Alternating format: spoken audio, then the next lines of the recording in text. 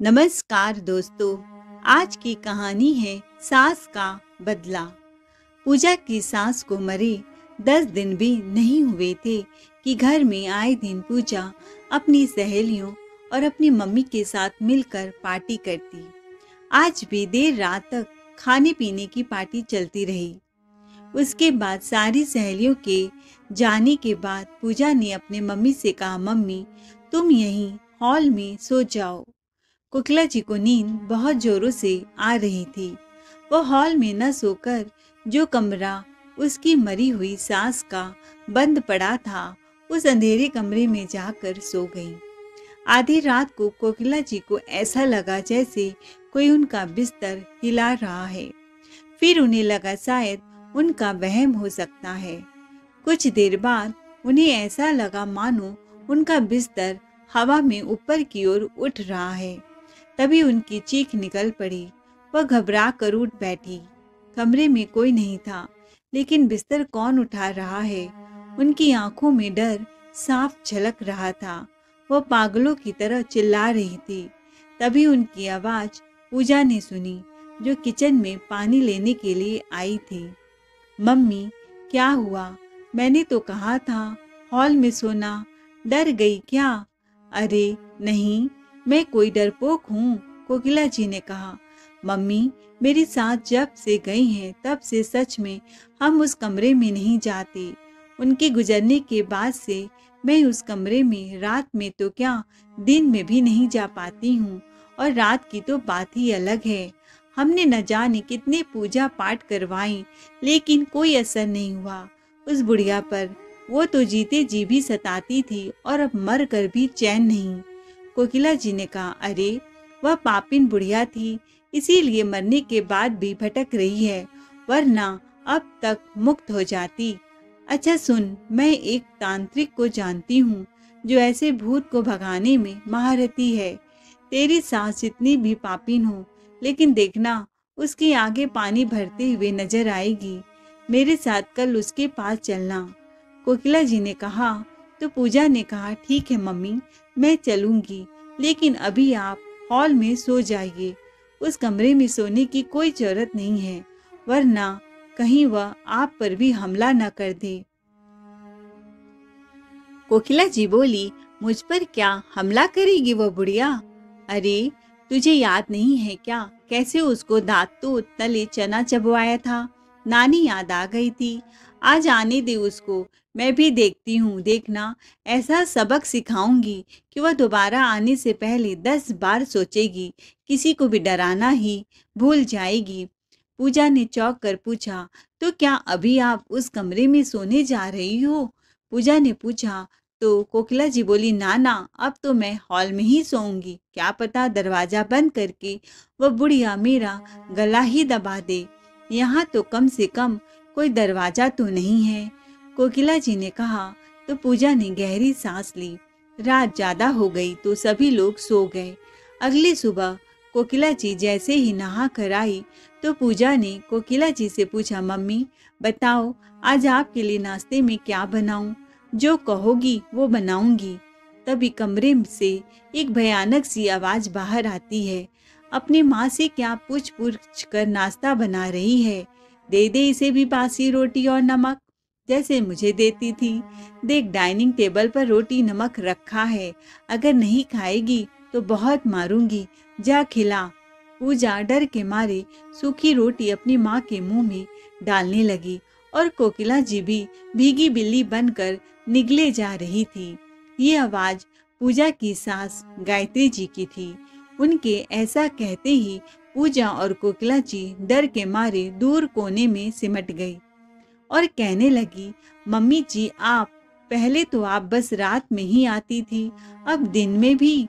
आज आप अपने कमरे से बाहर कैसे आ गई? पूजा ने डरते हुए कोकिला जी से कहा।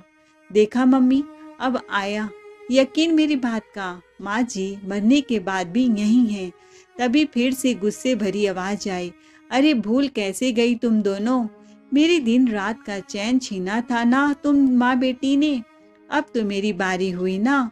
अब तो मेरे पास 100 गुना ताकत भी है। मैंने भी अब तुम लोगों का दिन रात का सुख चैन ना छीन लिया तो मेरा नाम भी गायत्री नहीं।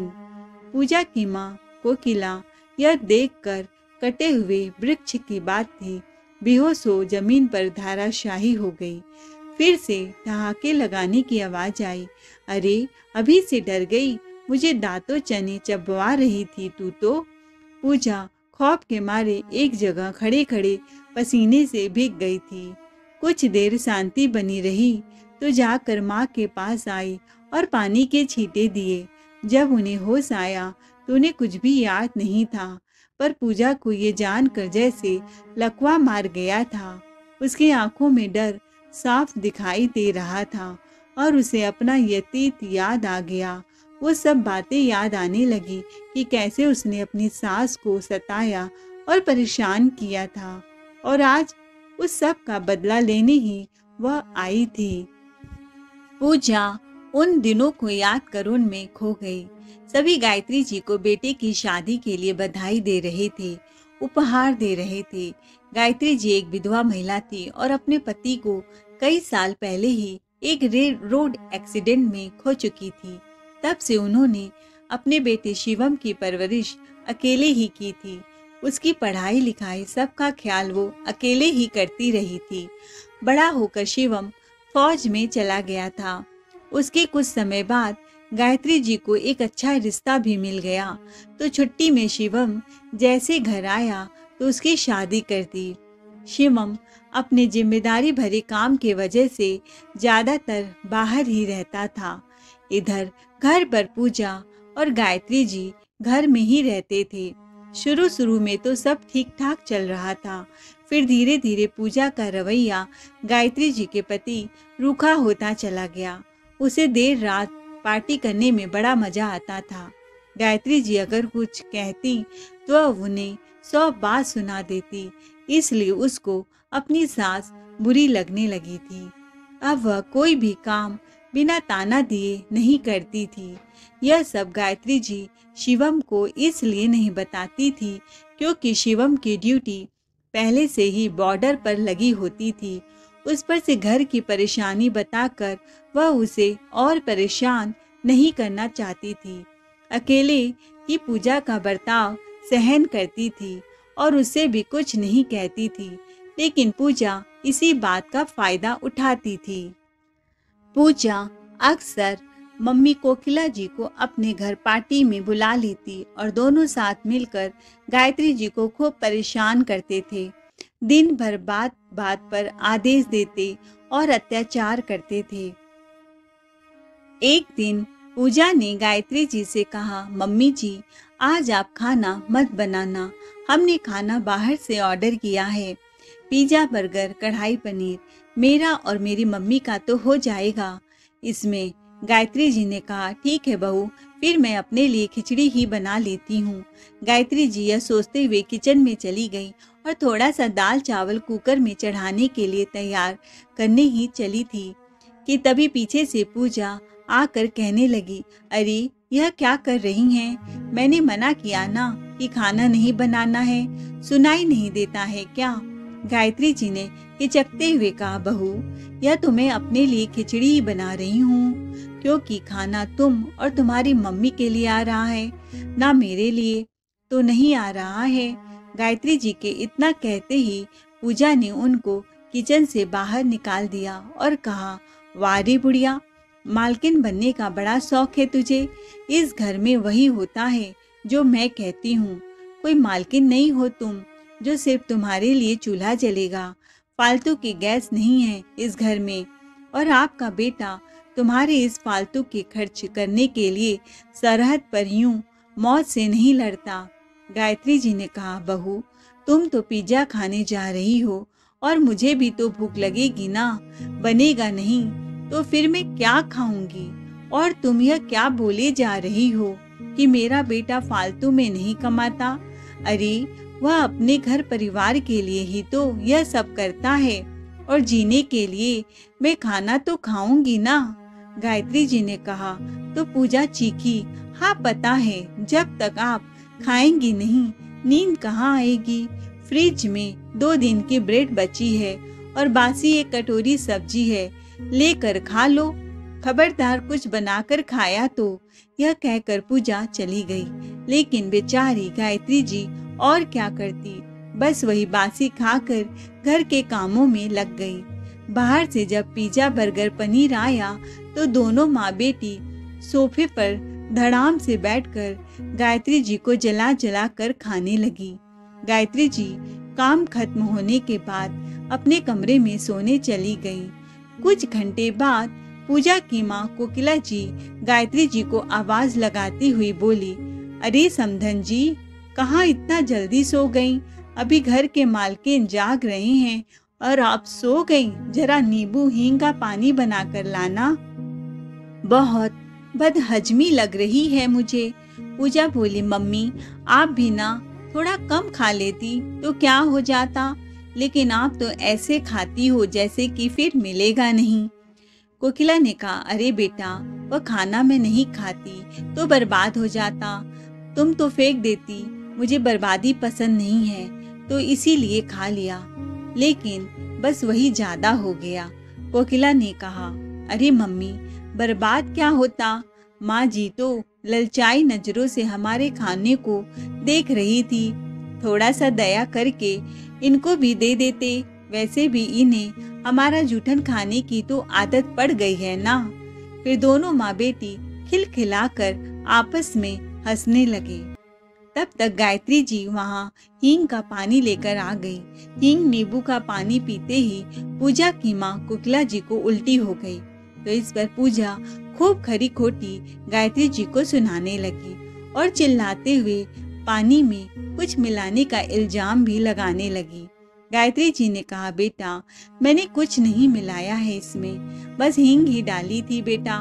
पूजा ने आंखें दिखाकर कहा, बुढ़िया, ये तेरी वजह से हुआ है। इनकी साड़ी खराब हो गई, इन्होंने उल्टी कर दी, अब तू ही साफ कर। पूजा ने अपनी माँ की हुई उल्टी अपनी सास गायत्री जी से साफ करवाई। समय बीतता गया और सभी को शिवम ने अपने घर आने की खबर दी। कोकिला भी ये खबर सुनकर भी घर में जमकर बैठी थी, तो उनसे पूजा ने कहा, मम्मी, यह अगले हफ्ते ही आ रही हैं। अगर इस बुढ़िया ने इन्हें सब कुछ बता दिया तो क्या होगा?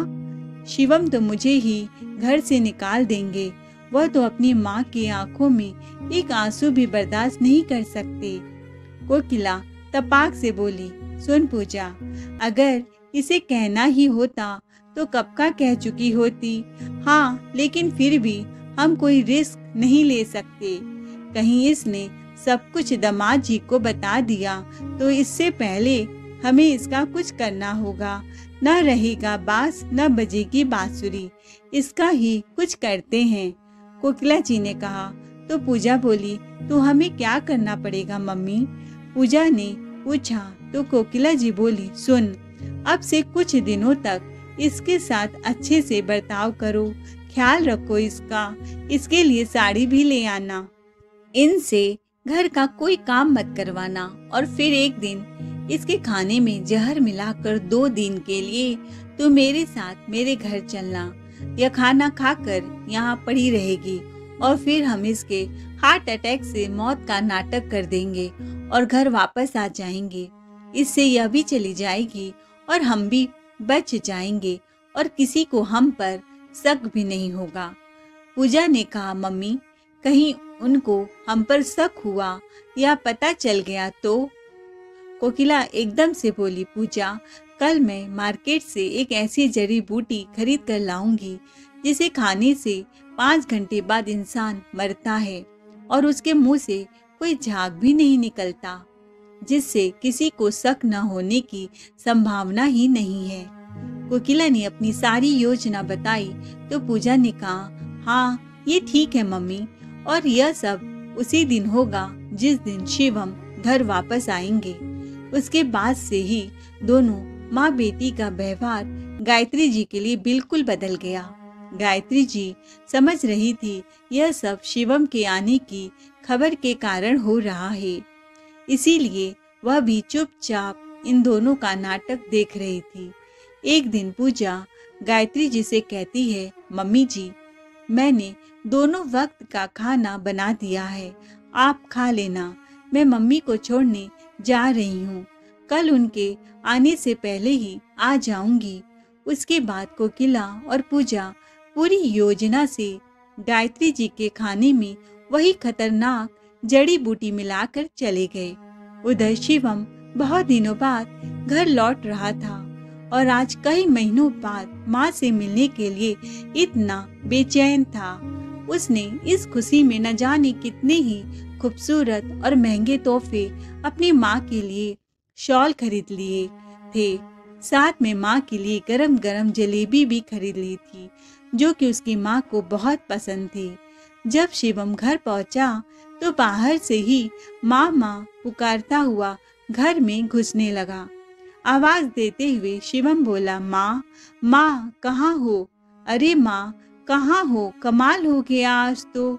जब मैं पहले आता था तो पलके बिछाए दरवाजे पर ही बैठकर मेरी राह देखती रहती थी और न जाने कहाँ छुपी हो आज।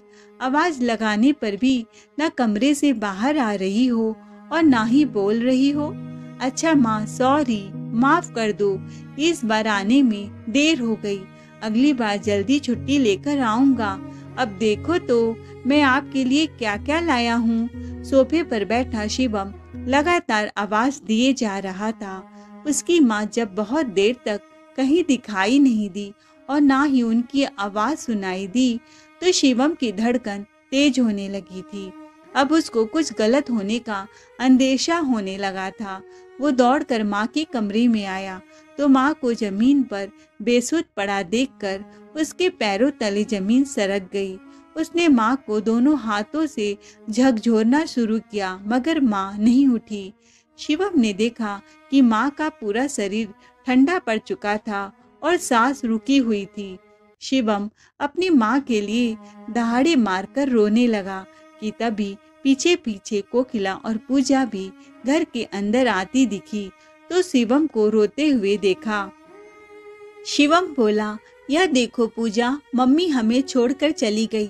मैं अभी अभी तो वापस आया था, कितनी आवाजें दी पर मम्मी नहीं बोली। जब अंदर आया तो इनको इस हालत में पाया।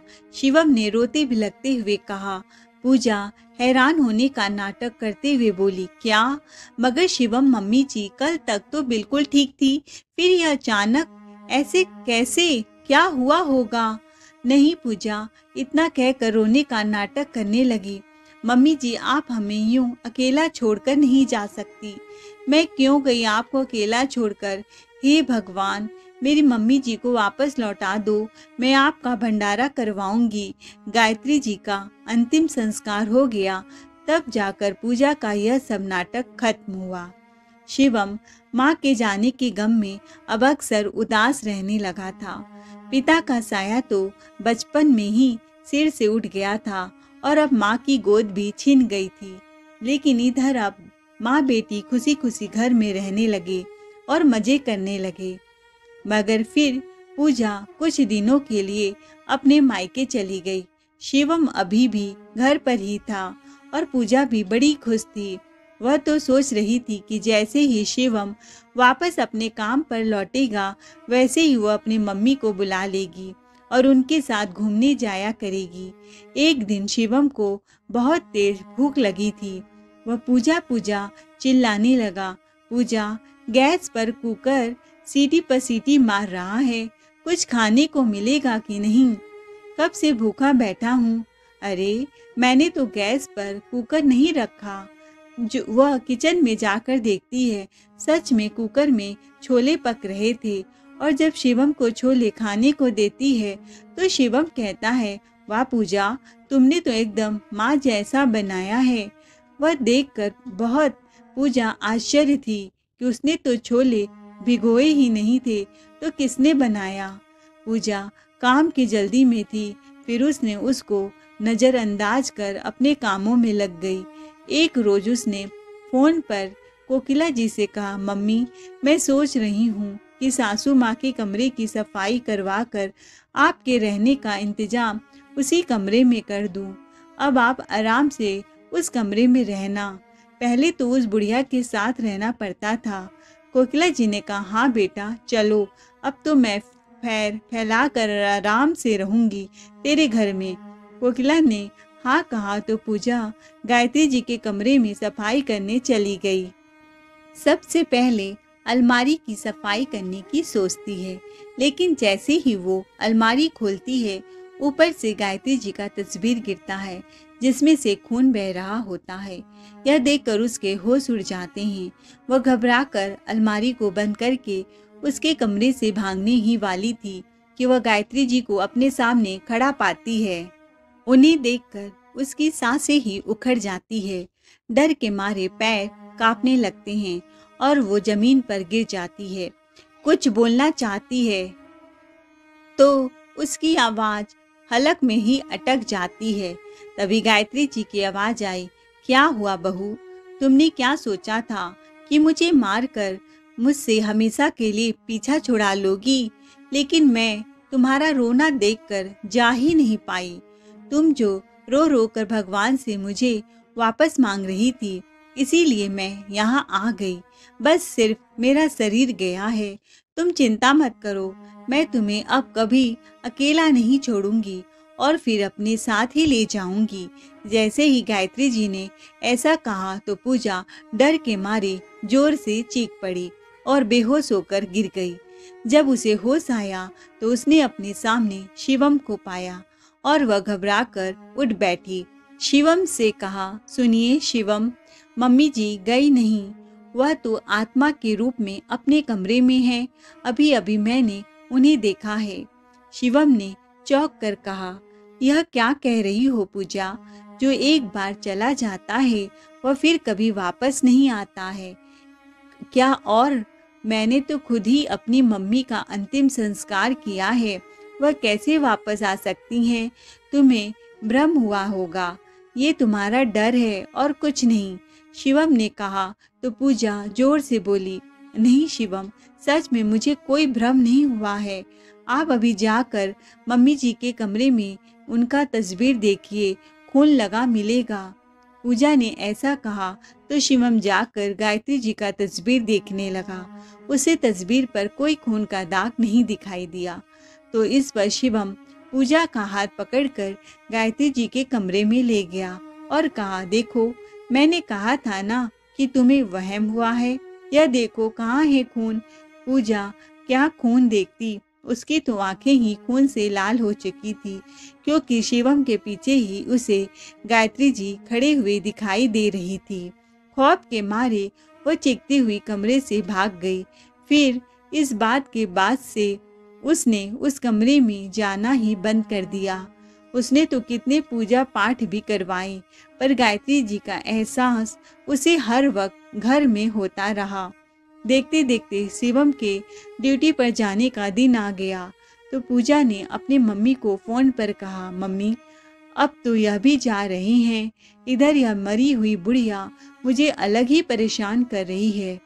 इनसे कहती हूँ तो यह इसको मेरा वहम कहते हैं। इन्हें कुछ नहीं दिखता, मगर मुझे दिखता है। बहुत डर लगता है, इसीलिए आप आ जाओ। कहीं अकेला पाकर यह बुढ़िया मुझे मार ही न दे। इससे अच्छा तो यह होता कि यह बुढ़िया जिंदा ही रहती। अब हर दिन खौफ में जीना पड़ रहा है। कोकिला ने कहा, अरे सच ही तो कह रहे हैं दामाद जी, ये तेरा भ्रम ही है यह सब। भला मरने के बाद कोई लौटता है क्या? वो जाने कहाँ चली गई होगी, लेकिन तू डर मत, ठीक है ना? मैं आती हूँ और देखती हूँ कि कौन परेशान करता है तुझे। अरे हम तो पार्टी करेंगे, बुला लेना अपने सहेलियों को, कोकिला ने कहा। तो पूजा ने थोड़ी चैन की सांस ली। इधर शिवम जिस दिन जाने वाला था उसके एक दिन पहले ही कोकिला घर आ गई। रात को जाकर समधन के कमरे में सो गई। तब अचानक से रात को उसका बिस्तर हिलने लगा और वह डर के मारे चीख पड़ी। और दूसरे दिन जब उन्होंने गायत्री जी का भयानक आवाज सुना तो उनके होश ही उड़ गए, पैर कांपने लगे। गायत्री जी को आत्मा कहने लगी। गायत्री जी को सामने आकर बोली, आज तो शिवम चला गया तो आज तुम लोगों का काम तमाम ही कर देती हूँ, पर आज तक मैं समझ नहीं पाई। उस दिन तो मैंने बस रोटी सब्जी ही खाई थी।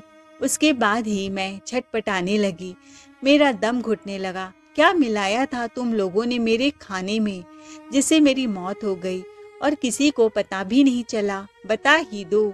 अब तो शिवम भी नहीं है, गायत्री जी ने पूछा। तो पूजा ने कहा, सच कहती हूँ मम्मी जी, इसमें मेरी गलती नहीं थी। ये तो मेरी मम्मी ने ही आपको वह जड़ी बूटी खिलाने का आइडिया दिया था।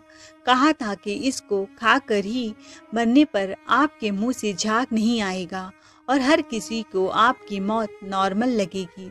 सच में आप मेरा यकीन मानिए, मैं तो मना भी कर रही थी पर ये नहीं मानी। पूजा ने रोते हुए कहा। तो कोकिला जी जोर से गुस्से में बोली, अरे वाह बेटी, क्या बात बोल रही हो तू?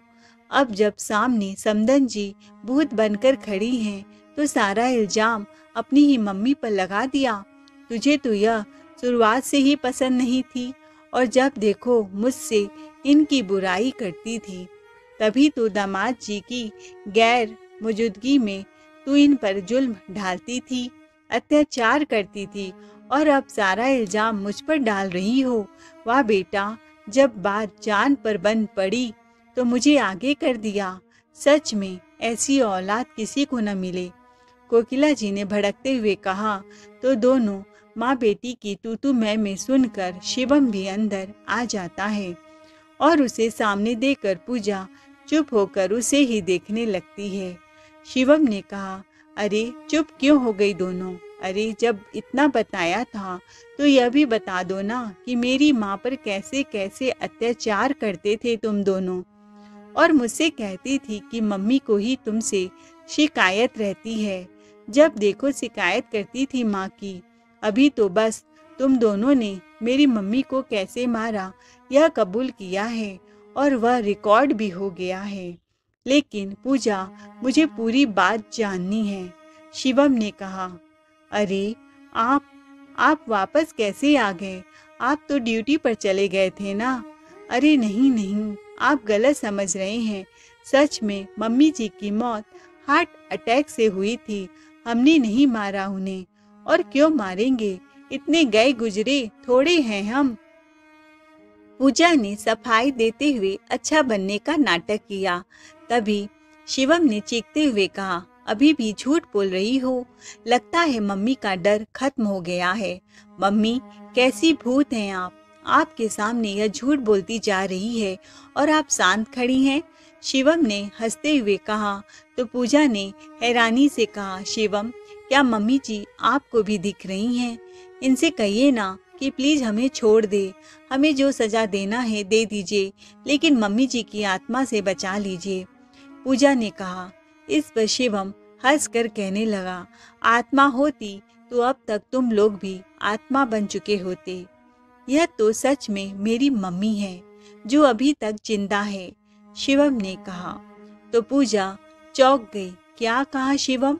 ये जिंदा है? मगर कैसे?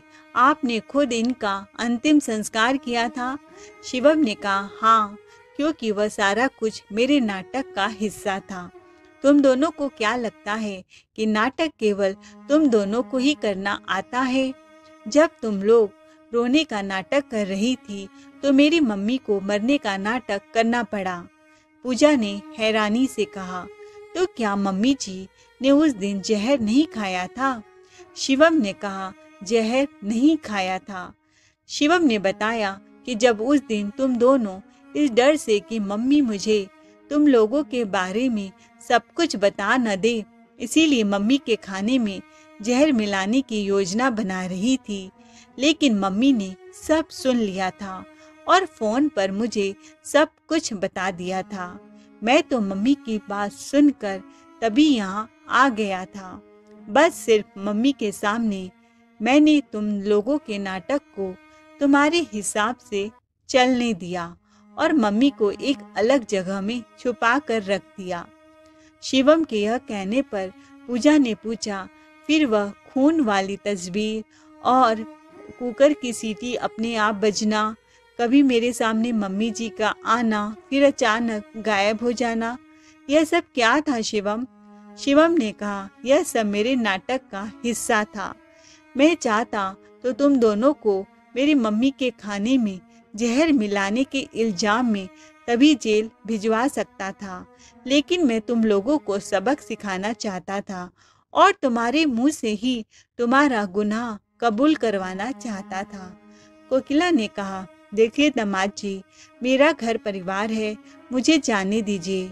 मैंने बहुत बड़ी गलती की कि इसका साथ दिया, लेकिन अब मैं यहाँ कभी नहीं आऊँगी और आज से यह वादा करती हूँ कि इससे बात नहीं करूँगी। शिवम ने गुस्से में कहा, अरे मम्मी जी, जब जहाज डूबता है सबसे पहले उसे चूहे ही छोड़कर भागते हैं। यही आप भी कर रही हो। अगर आप चाहती तो बेटी को सही दिशा दिखा सकती थी, लेकिन नहीं, आपने ना सिर्फ उसका साथ दिया बल्कि अपनी ही बेटी की सांस को जहर देने की योजना ही बना डाली। तभी शिवम ताली बजाकर पुलिस को बुलाता है और कहता है, गिरफ्तार कर लीजिए इन्हें। अपना गुनाह इन्होंने तो खुद ही कबूल कर लिया।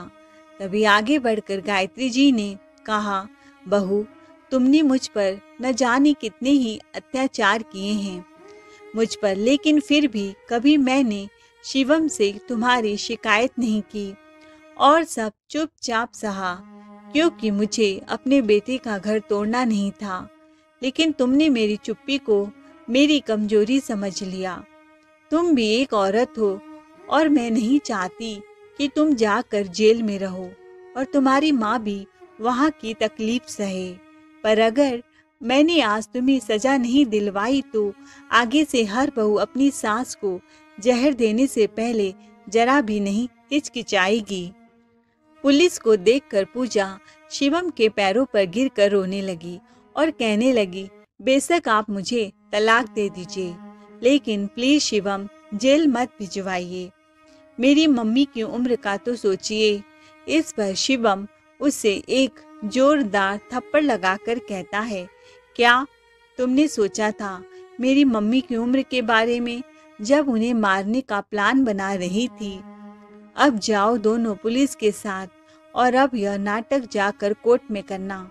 हालांकि वहां भी मेरे सबूत के आगे तुम दोनों के यह नाटक काम नहीं आएंगे। इस रिकॉर्डिंग में सब कुछ है।